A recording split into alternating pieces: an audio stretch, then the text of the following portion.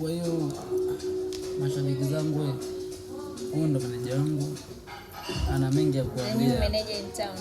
Kwa hiyo mumsikilize meneja kwanza, ana bambamba, kanitoa saizi lunch tupige story na nyema mashabiki zetu. Wewe unawaambiaje?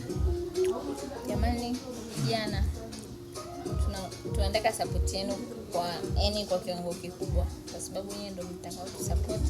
Tunahitaji followers, share, likes za kutosha, comment nyingi.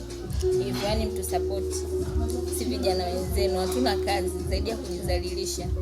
Kwa hiyo msupport hapa kijana wangu. Kwa mimi najidhalilisha. Kwa kazi wewe unafanya sawa kujidhalilisha. Kwa hiyo sana najidhalilisha. Mumsaidieni hapo kwenye comments, likes, nini mumpush. Watu wa matangazo msisite kuja. Bei ni kitonga, bei ni mseleleko. Kijana wangu ana muonekano. Kwa kazi atafanya kwa nani? Muonekano wa uongo.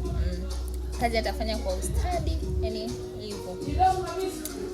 Msisite kutupa kazi, tupo hapa kwa ajili yenu.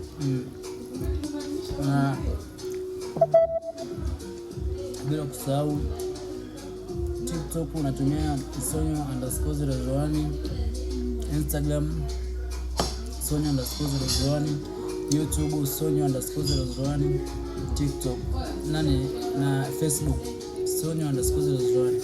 Nasemaje, kauli mbiu ile ile, bado tunakimbiza au la?